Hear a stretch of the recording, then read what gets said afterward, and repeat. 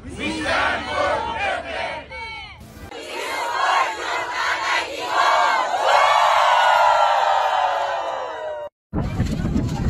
po ang mga rallyista at mga OFW na sumusuporta kay Digong dyan sa Qatar. Pagkatapos po nilang magpakita ng suporta kay Digong at sila po ay hinuli ng Qatar government. Nako, wala pong iba silang nilalapitan o hinihingan ng tulong kung hindi ang ating gobyerno at si PBBM. Ba't hindi kayo humingi ng tulong ngayon kay Duterte? Bakit? Hindi kayo dun humingi? Kasi alam ninyo, sarili nga ni Digong, hindi niya matulungan. Kayo pa kaya? Di ba? Saan kayo lalapit? Gobyerno. Di ba? Nakita nyo na, gumawa kayo katarantaduan, tapos gobyerno kayo lalapit. Sunod na ating pag-usapan kasi, ito na naman Duterte makakalabas na daw. Sabi ng mga DDS na naman, sabi ng kailang mga supporters, doon sa birthday niya. Anong nangyari? Tapos na ang birthday. Ngayon ay 29 na sa Pilipinas. Nasaan na sinasabi niyo makakalaya? Fake news na naman kayo. Fake news nga po talaga ang mga DDFs at hanggang ngayon ay hindi pa rin nakakalaya si Digong. Napakarami po na nagpaasa niyan na sinasabi before daw ng birthday ni Digong makakalaya. Hindi nakalaya. Sinabi naman ng mga ibang mga nagpo-post, yung iba hindi vlogger, nakikita ko mga content creator, sa FB Reel, sa YouTube Short, nakikita ko sinasabi nila lalaya daw si Digong sa mismong birthday niya. Nako, hindi pa rin po nakalaya. Ngayon po na tapos na birthday ni Digong, andun pa rin si Digong at nabubulok pa din sa loob ng ICC detention unit at malabong makalaya, hindi makakalaya at nako, suntok sa buwan talaga ang paglaya ni Digong kasi nga po sa bigat ng kaso nito ay hindi po mukhang makakakuha ito ng interim release. Shoutout kaya Mami Maming at kay Daddy Emil at kaya Tol, paring Ryan. Shoutout po sa inyo sa Santa Maria. Pinaasa ng mga vlogger at supporters ni Duterte ang kanilang mga followers. Kayo naman ay naniwala. Talaga naman suntok sa buwan ang sinasabi nila. Sinabi ko na nung araw pa, mula nung mahulit, mula nung ipatupad yung mga batas, wala nang jurisdiksyon ng Philippine government. Ang Philippine Court wala na rin. Si Duterte ay under control ng International Criminal Court. Sila na ang masusunod kung anong gagawin. Kung kailan siya makakalaya, kung makakalaya o hindi na, o kung hanggang kailan siya nakakulong. Yun po yun. Ang magandang balita, at ito ang totoo, kahapon yata, 2:00 doon sa Netherlands, pinayagan na. After ilang araw na nagmamakaawa na yung pamilya ni Duterte, na nagpuntahan doon, sina Hanil at saka yung anak niya na makapasok. Ilang beses nag-try na makita si Duterte ng ilang araw, hindi nangyari. Pero kahapon ay nakapasok na. Yan ang totoo. Ayun, nakapasok na din. After ng dalawang try, yung pangatlo, nakapasok na po si Kitty at itong si Hanilet. Ewan lang natin kung yung nanay nitong si Sara Duterte ay nakapasok din or ito ay nakapunta na doon sa dahig kung nakadalaw na kay Digong.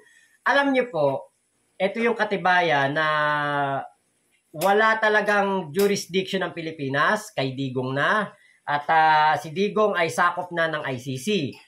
At ito po ay katibayan din na hindi po bias.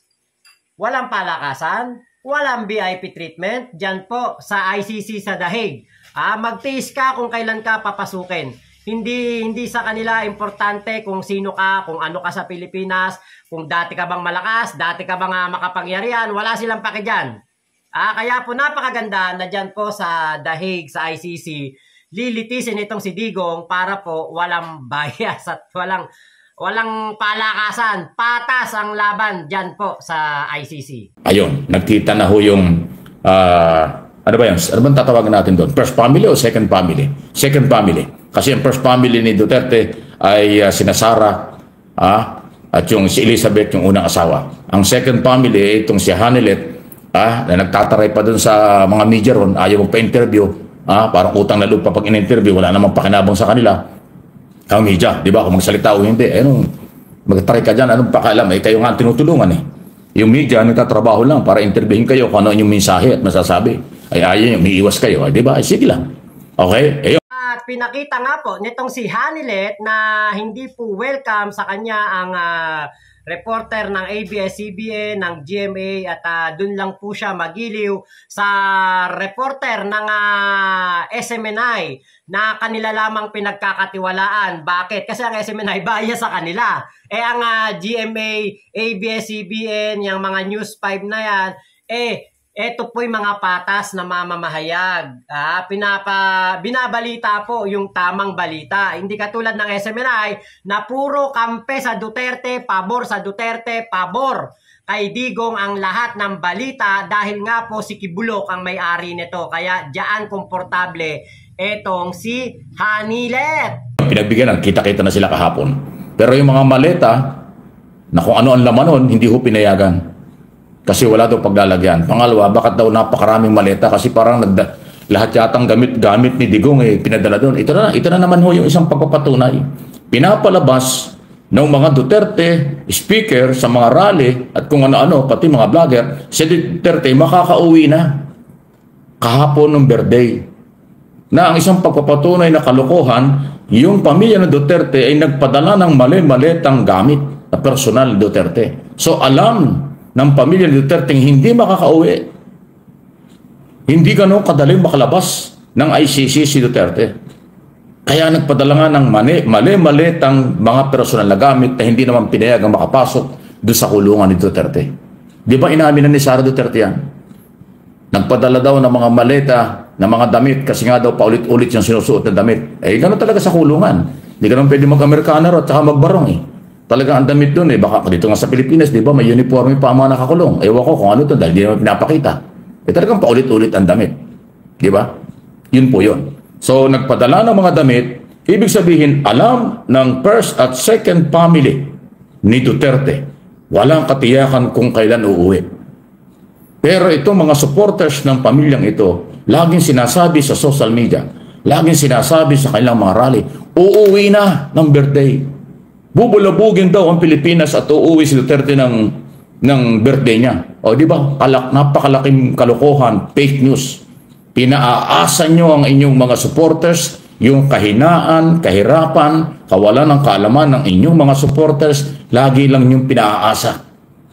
Alam naman ninyong hindi mangyayari yan. Pero pinipilit nyong palabasin after views, after subscriber at followers lang ang galaw ng inyong mga vloggers na yan. Kayo ay nagbubulahan, kayo ay naggagamitan. Hindi nyo alam? Kayo mga followers ng mga Duterte. Hindi nyo napapansin, gamit na gamit kayo nitong mga nagsasalitang mga politiko at mga vloggers nila. Yung kanilang sinasabi, alam nilang hindi totoo, pero ginagawa. Para lang kayo'y malinlang, para kayo maloko. Kung yung mga Duterte nga, nagpadala ng mali-malitang mga damit, ibig sabihin, alam niya, hindi makakauwi. Tapos bakit yung pinayagan? At bakit kayo naniwala na uuwi ng birthday? O ano nangyari? Tapos na ang birthday. March 29 na. Hindi na nga po kasi.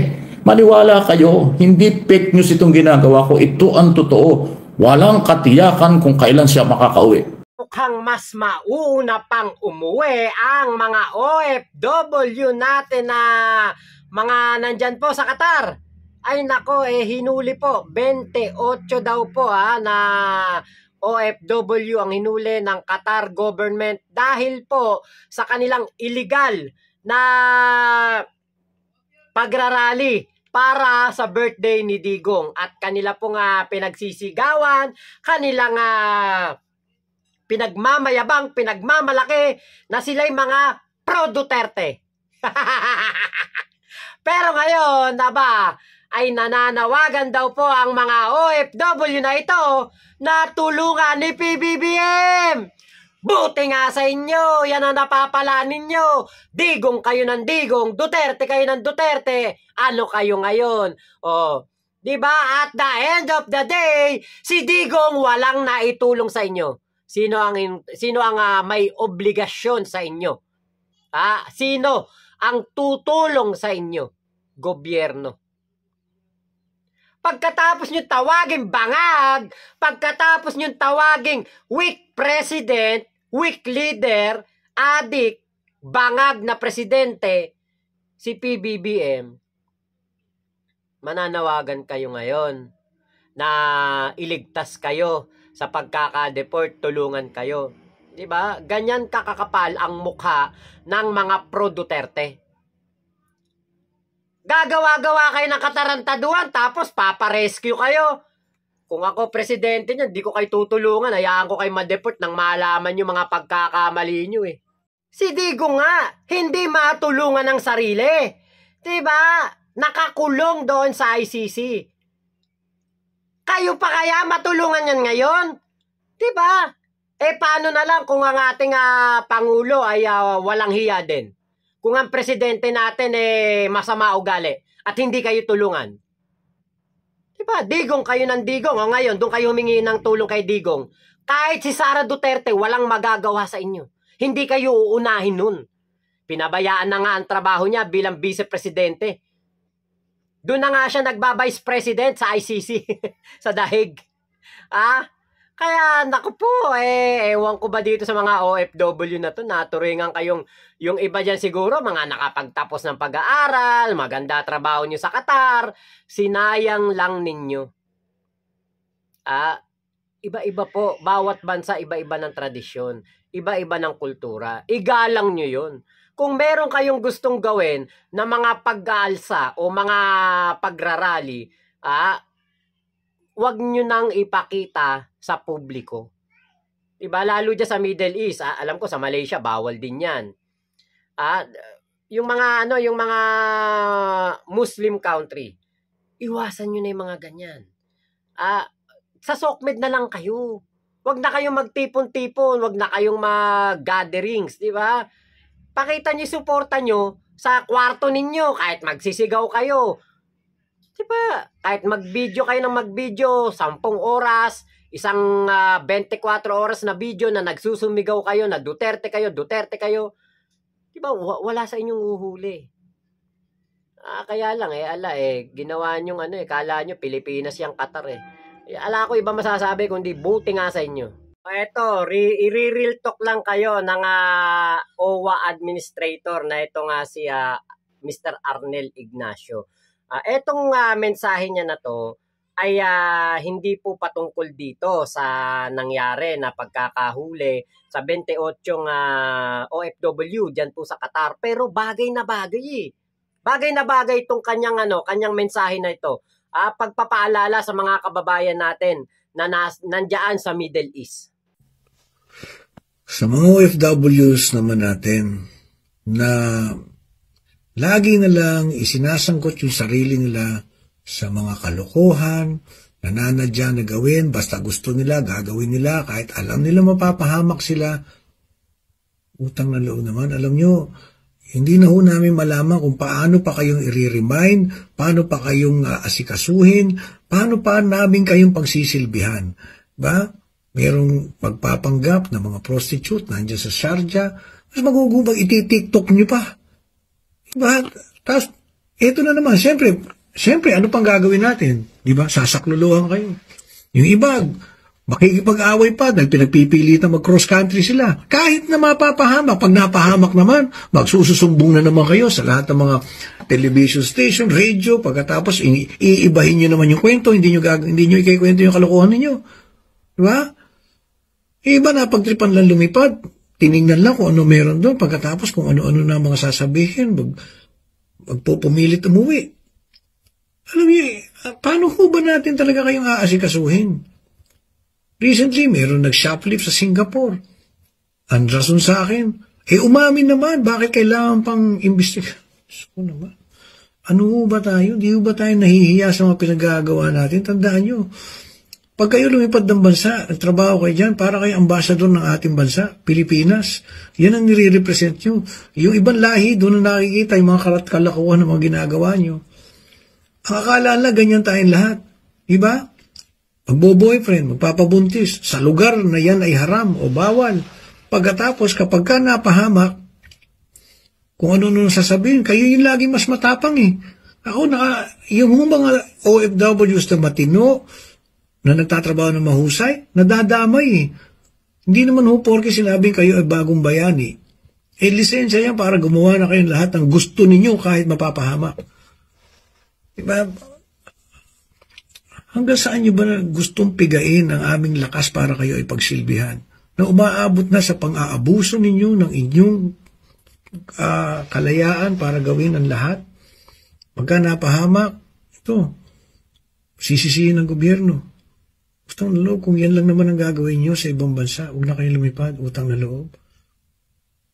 Maawa kayo doon sa mga nadadamay ng OFW, maawa rin kayo doon sa mga dedicated na trabahador ng pamahalaan para kayo ay alalayan. Please naman, magtulong-tulong naman tayo.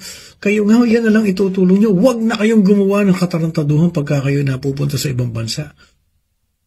Huwag nyo naman bigyan ng ganyang kahihiyan yung bansa natin. Dito na lang kayo. Diba? Mga OFW dyan sa Qatar, ano? Ginawa nyo yung katarantaduhan nyo. Di sakit na naman kayo ng ulo ng gobyerno. Hindi naman kayo matitiis ng gobyerno eh. Diba? Porque siguro alam nyo, natutulungan kayo ng gobyerno kapag nalagay kayo sa alanganin, kahit na bawal gagawin ninyo. Dahil kapag may nahuli ka sa inyo, nahuli ang isa sa inyo, alam nyo, natutulungan kayo ng gobyerno. Makakapal mukha nyo. Pagkatapos nyo pagsasalitaan na hindi maganda si PBBM, pagkatapos nyo ipakita ang inyong marubdob na suporta kay Digong, kapag nahuli kayo dahil sa katarantaduhan ninyo, gobyerno ang tatawagin nyo. Kapal muks. Makakauwi pa ba o hindi? Hindi natin alam. Habang buhay na ba siyang makukulong? Hindi natin alam. Siya ba magiging guilty sa paglilitis ng kaso? Hindi natin alam. Siya ba makakawala after ng trial? Hindi natin alam. Yan ang totoo. Walang makapagsasabi. Kahit yung abogado, kahit yung mga judge ng ICC, hindi nila pwedeng sabihin ngayong taon, next year, after 5 years, o after 10 years, ay makakauwi si Duterte. Wala po yan. Kasi magtatrial pa lang eh. Lilitisin niya siya. Ano ba kayo? Di ba? Alam ng mga Duterte yan na hindi siya makakauwi. Pinapayagan lang nila yung mga fake news ng kailang mga kasamahan para makahikayat ng tao, para magalit ang tao, na pag sinabi lang uuwi nung birthday tapos hindi nakauwi, sisisihin na naman ang Philippine government. Sisisihin na naman ang Pangulo. Kasi isang araw, kahapon ba yun? May naglabasan na naman daw. Nasa kamay daw ni Pangulong Marcos kung makakauwi o hindi si Duterte. O nakita niyo yung hugot na yan. Ang ibig sabihin niyan, alam niyang hindi makakauwi at alam nilang walang magagawa si Pangulong Marcos. Pinalabas nila ganun. Si Pangulong Marcos lang makakapagpauwi. So dahil hindi naman mangyayari, papalabas nila, masama na naman si Marcos. Sasabihin nila, mahigpit itong Marcos administration, hindi tinutulungan si Duterte. Ay kayo lang ho ang nagsasabi nun eh. Hindi naman talaga pwede. Kasi naglabasan kahapon. Si kamay lang, si Pangulong Marcos lang ang makakapagpalaya kay Duterte. Kalukuhan yon. Wala na nga jurisdiction ng Philippine government eh. Ang Philippine government, hanggang apila na lang. Kung hindi tayo papakinggan ng ICC or ibabaliwala ng ICC, wala tayong magagawa. Kasi ang Pilipinas walang jurisdiction sa ICC. Hindi nga tayo member ng ICC dahil nag-withdraw si Duterte nung siyang presidente. Ginawa lang ng gobyerno ang pagsunod sa Interpol kasi member tayo ng Interpol at ipinatupad ang Republic Act 9851. Kaya nahuli si Duterte. Pero kung pagpapalaya, wala nang control si Pangulong Marcos. Kung mayroong nagsasabi dyan ng mga vlogger o mga identify sa mga Duterte, nakasalanan ni Pangulong Marcos ito, binubulag kayo. Fake news yan. Wala pong kaugnayan yan. Hindi totoo yan. Doon lang ho sa ICC, pwedeng mag-appeal. Kaya nga mayroong international lawyer eh. Ang mga Duterte Defense Council. Kasi nga, ang korte na ng ICC ang magde-decide, mayroong control kung anong gagawin sa akusado. Wala nang magagawa ang bansang kanyang pinanggalingan. Lalo na hindi tayo member. Yan ang totoo. So again, nakakaawa na rin itong ating mga kabayan, yung kahinaan nila, kahirapan ng buhay nila, gamit na gamit ng mga fake news ng kampo ng mga Duterte. Lahat ng pagsisinungaling, lahat ng panlililang ginagawa nila for views at subscriber only, para lang sila kumita. Pero ako, hindi ako nakapokus dyan. Ang focus ko yung pagsasabi ng totoo kasi ako po ay broadcast journalist at political blogger. Kaya yan ang totoo. Okay? Huwag niyong pangunahan ng korte ang International Criminal Court malayong malayo sa local court. Dito sa atin, napopolitika pa ang kaso eh. Nagkakaroon pa ng palakasan sa pagdalaw. Nagkakaroon ng palakasan sa korte. Hindi man lahat, pero nangyayari yan. Sa ICC, walang ganon. Kasi ang ICC, binubuo ng maraming mga bansa. Hindi yan sa Netherlands lang. Hindi po. Ang ICC ay binubuo at membro dyan ang maraming mga bansa. Akala yata ng mga DDEBs, etong ICC parang barangay hall lang dito sa ating bansa na pwedeng impluwensyahan, pwedeng diktahan kapag mas mataas ang katungkulan ng isang tao, pwedeng sindake ng mga namumuno. Naku, hindi po ganyan ang ICC. Saka isa pa, kaya po gustong-gusto ng mga vlogger ni Digong magpalabas po ng mga fake news, ng mga paasa na video kasi nga po, utu-uto ang kanilang mga supporter. Utu-uto ang mga supporter ni Digong eh.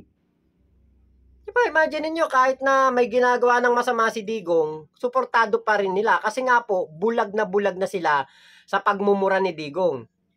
Utu-uto yung mga yan eh. Naturingang may doktor, may engineer, may accountant, mga matataas ang, kumbaga, yung respetado sa lipunan, pero utu-uto. Diba? Napaka-pangit po ng ganun. Kaya yung mga vlogger, diba, gagawa ng fake news, paniniwalaan ng mga utu-uto. Kapag yung fake news na yon, diba, hindi napatunayan, ang mangyayari, sa halip na magalit sa gobyerno, ay sa halip na magalit sa vlogger, magagalit sa gobyerno. Ganun po ang style. Ganun ang nangyayari. Mas nagagalit sila sa gobyerno na ginagawa lang naman yung tama at ang kanilang trabaho, tapos yung vlogger, lusot. Sasabihin, ano yung ng gobyerno yan pinigilan. Ginawan ng ng gobyerno. Kaya alam nyo po, meron ako nakikita ng mga comment. Sabi, kaya daw mas nanonood na daw sila sa mga vlogger kasi daw, ang mainstream media daw, fake news. Imagine niyo po, mainstream media na ang fake news at mas pinaniniwala nila ang mga vlogger na walang mga basehan ng mga pinagsasasabi. Niwala nga sila doon sa mismong area ng pinangyarihan ng isang event. Katulad doon sa The Hague. Wala man lang sila sa ICC, wala sila doon sa The Hague, wala sila doon sa Netherlands. Pero alam na alam nila kung ano ang mangyayari. Lagi nilang sinasabi ng mga nakarang araw, makakalaya si Digong. Kapag sinabi ng ICC, ganito, ganyan, hindi sila niniwala. Mas papaniwalaan nila ang mga vlogger. Yun ang masaklap, di ba?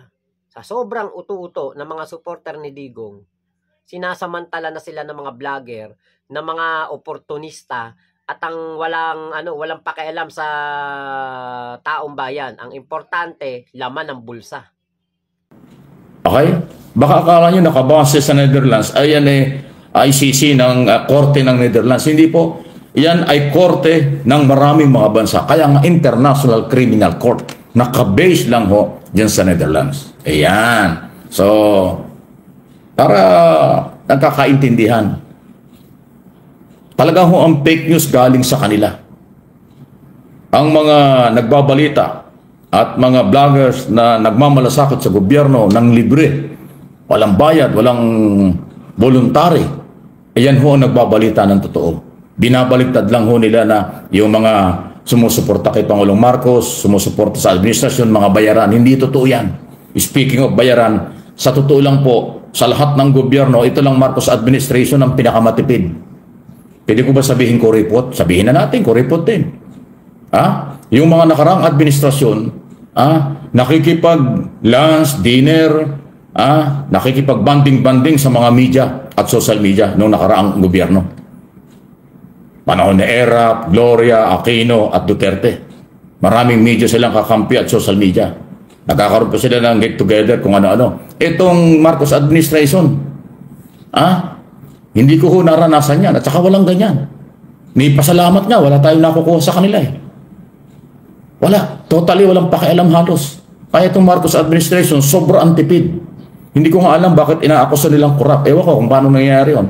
Pero pagdating sa social media at saka media, wala akong nalaman na naging galante itong Marcos administration. Sobra ang pagkatipid ng Marcos administration. Ni hindi nga nagpapakape yung mga yan. Ni hindi man lang nag-imbita ng lunch o dinner sa mga media at social media.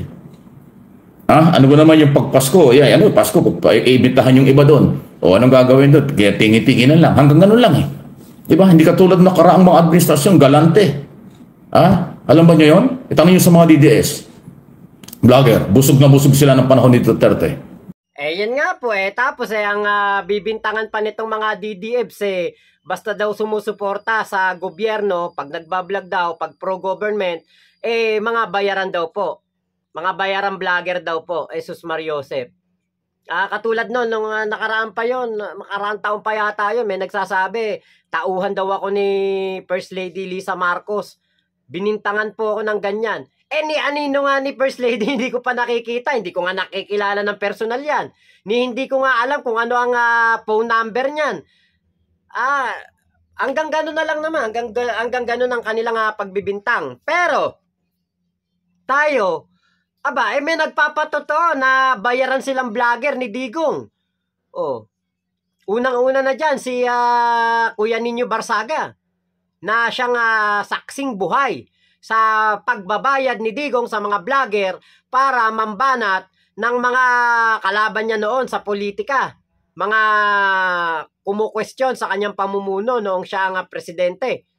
Si Nino Barsaga, isa sa mga mga vlogger ni Digong noon. Kaya alam natin na mayroon talagang mga ginagawang pagbabayad si Digong sa mga vlogger. Si Robin Padilla, umamin din. 'Di ba? Na binabayaran nila ang mga reliyista, binabayaran nila ang mga tao para pumunta sa kanilang mga event.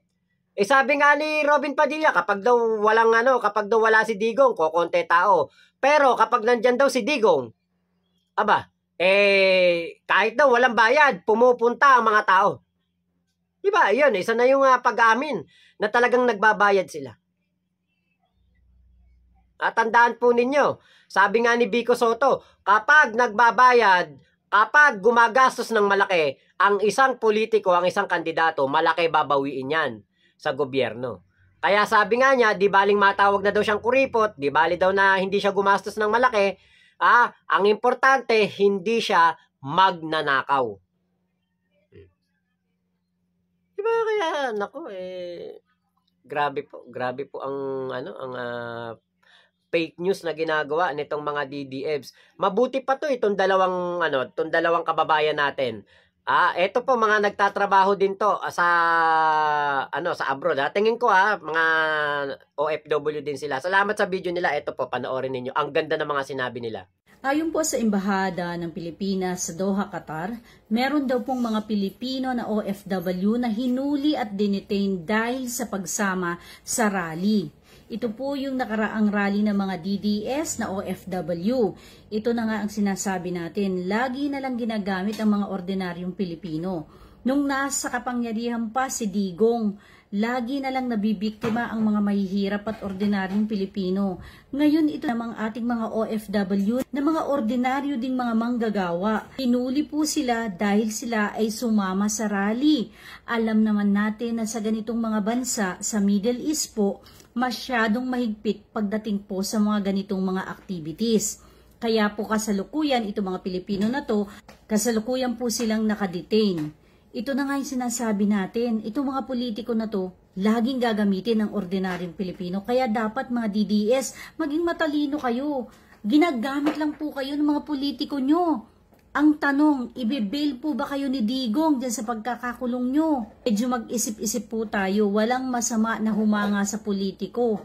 Pero kapag kayo po ay ginagamit na, unahin nyo lagi ang inyong sarili at inyong pamilya. Pumunta po kayo dyan sa ibang bansa para sa pamilya nyo, hindi para kay Digong. Kaya huwag nyo namang ilagay sa alanganin ang sarili nyo. Kaka-bring back home nyo kay Digong, kayo ang unang madi-deport sa ginawa nyo.